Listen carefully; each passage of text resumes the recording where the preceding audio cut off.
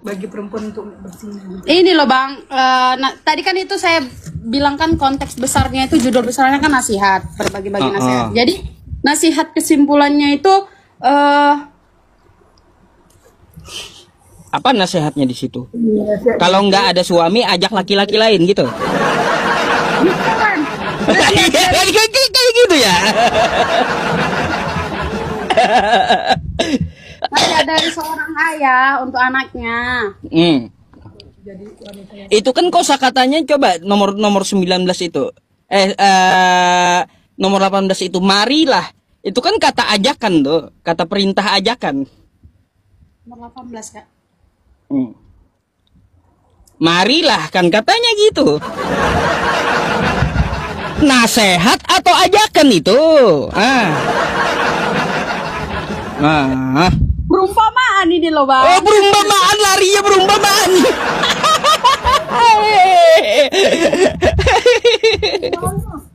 Nggak, dia bertanya. Iya, dia hanya ngambil potong-potong. Jadi Sebenarnya kan salah, nggak boleh gitu. Coba di Al-Quran pun sepotong-potong. Bisa kalau Al-Quran sepotong-sepotong. Bisa kalau Al-Quran sepotong-sepotong. Saya jawab. Kami boleh bertanya juga Bang. Boleh. Apa, nanya apa? Ayo tanya Quran saya. Nanti saya nanya lagi ya habis ini ya. Kenapa orang Kristen dibilang kafir? Ya, nah. Oh, kenapa orang Kristen dibilang kafir? Kita perlu tahu dulu kata kafir itu apa. Ya, kafir itu dalam bahasa Arab kafaro, yang artinya menutup diri. Kayak gitu. Bukan cuma Kristen, di luar agama Islam semua disebut kafir. Gitu. Di luar agama Islam semua disebut kafir, mau Hindu, mau Buddha, mau Konghucu atau kagak ada agama. Bukan cuma Kristen. Jadi kafir itu di dalam agama menutup diri dari Allah dan Rasulnya. Menutup diri dari Nabi Muhammad dan Allah Subhanahu wa Ta'ala. Itu maksudnya. Udah paham? Baik. Jadi bukan kosakata kasar itu. Yang kasar itu non muslim. Non muslim itu artinya tidak selamat. Gitu. Kalau non tidak muslim selamat, non muslim itu tidak selamat. Kasar itu, Mbak ya. Jadi lebih lembut kafir gitu. Berarti kami nggak selamat nih Bang? Ya kalau disebut non muslim nggak selamat. Iya, nah jadi lebih baik disebut kafir, menutup diri gitu. Siapa tahu kan nanti membuka diri untuk Islam. Makanya disebut kafir, menutup diri dari Islam. Siapa tahu kan nanti dia di umur keberapa gitu membuka diri untuk Islam. Nah gitu maksudnya kafir. Oke? Ya, tapi kami ini aku mau nanya nih sama Bang. Nanya lagi? Ya silakan. Apa ya Bang, banyak pertanyaanku kan? Saya nanya lagi boleh nggak juga? Boleh. Tapi gantian nanya ya. Oke. Kalau gini Bang, kalau Muslim masuk ke Kristen itu kenapa dihujat? Tapi kenapa kalau yang Kristen itu masuk ke Muslim itu dipuji-puji Bang? Dan kenapa agama Muslim itu takut banget terpengaruh sama agama Kristen? Oh, itu hanya opini Anda. Nggak ada dipuji-puji, semua manusia itu sama. Nggak ada juga takut dengan Kristen, nggak ada. Kata siapa? Bukan hanya opini saya aja Bang. Di kampung saya nih itu gereja itu ya. Saya ya dulu kerja di tambang batu bara. Ibu yang masakin saya makanan tiap hari itu agamanya Kristen Protestan. Ngapain saya takut? Malah saya lindungi. Ya siapa yang mau cari masalah sama ibu saya, Yang Kristen Protestan, beliau masakin saya tiap hari. Kalau ganggu beliau saya nggak makan. Saya ajak berantem ganggu beliau meskipun Kristen beliau. Gitu. Cuma opini Anda aja itu.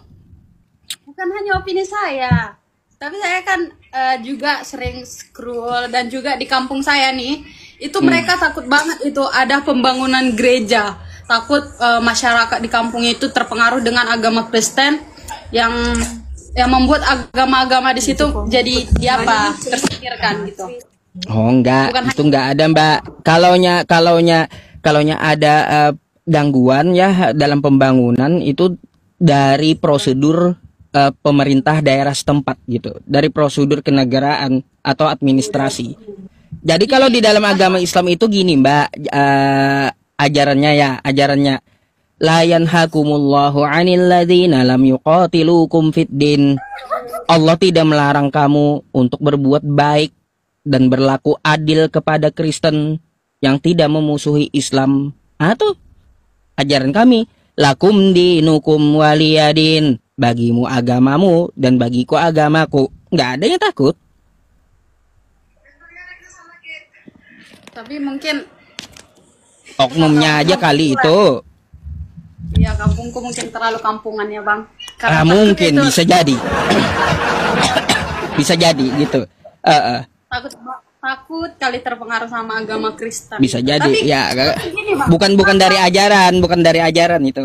Dari perasaan dia aja mungkin. Memang abang dari tadi gak ada yang menuutkan dengan ajaran abang. Memang hanya tergantung opiniku aja gitu dari tadi, karena takut gitu ya. Nah sekarang boleh saya nanya? Oke, tanya Bang. Oke. Buka dulu Kejadian 19 32 sampai 34. Bacain ya. Itu Bang, lebih hafal Abang ini isi Alkitab kita Bang. Iya, Kejadian itu kayaknya masih bangsa Israel di bawah. Kejadian 19 Bang. Kejadian 19 ayat 32 sampai 34. Tolong bacain.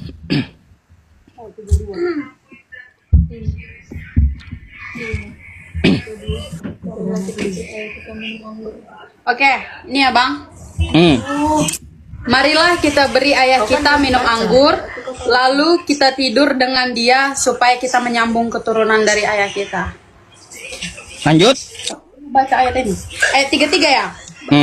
Pada malam itu mereka memberi ayah mereka minum anggur, lalu masuklah yang lebih tua untuk tidur dengan ayahnya, dan ayahnya itu tidak mengetahui ketika anaknya itu tidur dan ketika ia bangun. Lanjut. Oke. Ayat 34. Keesokan harinya berkatalah kakaknya kepada adiknya, tadi malam aku telah tidur dengan ayah. Baiklah malam ini juga kita beri dia minum anggur. Masuklah engkau untuk tidur dengan dia supaya kita menyambung keturunan dari ayah kita. Itu kenapa anak nidurin ayahnya, kenapa coba? Boleh gak di kitab Anda, di ajaran Anda nidurin ayah Anda gitu?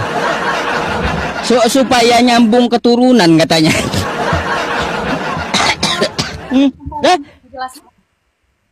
Gimana penjelasannya? Anda tuh kan pestu perempuan ya. Emang boleh nidurin ayah Anda gitu?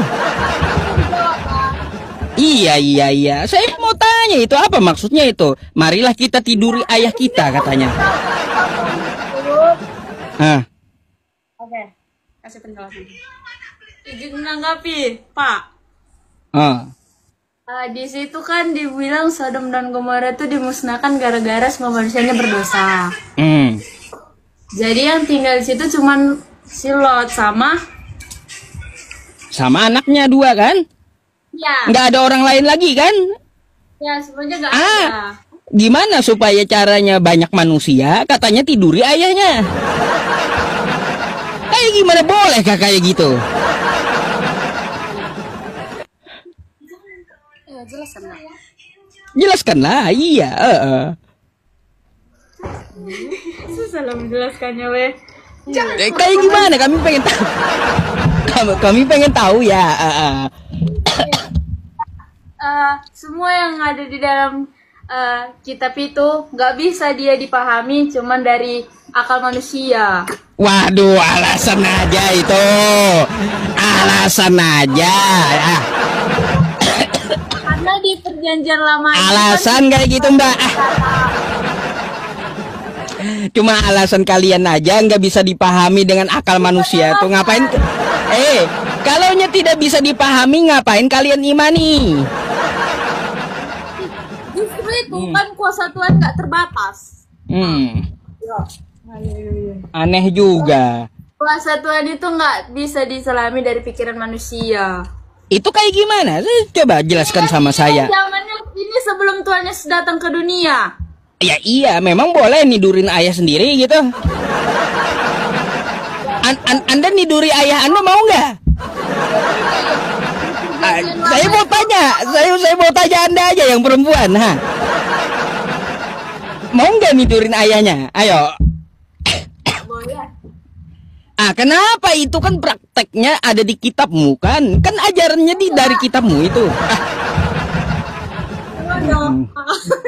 Bukan kayak gitu loh, maksudnya kami tuh ada perjanjian lama sama perjanjian baru. Oke? Di perjanjian lama itu setiap orang yang berdosa itu langsung dibunuh sama Tuhan. Apa hubungannya dengan yang tadi, dengan nidurin ayah tadi gimana? Orang yang di situ kan udah meninggal, udah mati, dimusnahkan. Sodom dan Gomora itu kan dibakar, ditunggang balikan sama Tuhan. Nah, jadi kan itu dari cerita itu pikiran mereka untuk menyambung keturunan. Nah, lalu Ya udah nidurin ayahnya gitu. Lah, kan sisa mereka tuh dua perempuan satu ayahnya. Kan manusia tidak luput dari kesalahan dan dosa. Iya. Jadi pertanyaannya memang boleh gitu, memang boleh Mbak, memang boleh. Alkitab itu bukan cuma untuk panutan, tapi di situ juga ada cerita. Bukan Ya cuma iya, memangnya boleh kayak gitu. itu ada cerita. Iya tahu saya Mbak, memangnya boleh kayak gitu toh. Boleh emang. Nidurin ayah sendiri. Kan nggak boleh. Tapi kan balik lagi. Itu kan cerita tentang dosa manusia. Di perjanjian lama, sebelum dihapuskan di perjanjian lama. Jadi menceritakan gimana dosa manusia zaman dulu. Jadi ditulis di dalam Alkitab ini gitu, Itu Pak. bukan ayat untuk ditiru. Iya, Aduh. Saya heran kok boleh nidurin ayah sendiri gitu loh. Dosa manusia. Tuhan Yesus datang ke dunia untuk menghapus dosa setiap manusia yang berdosa. Hah? Kata siapa? Kata kami. Kata kami. Tuhan kami. Katamu, bukan kata Yesus. Kata kamu, bukan kata Yesus. Datang ke bumi ini untuk menghapus setiap dosa manusia. Jadi habis itu suka-suka aja dong hidup gitu ya. Boleh nanya satu lagi.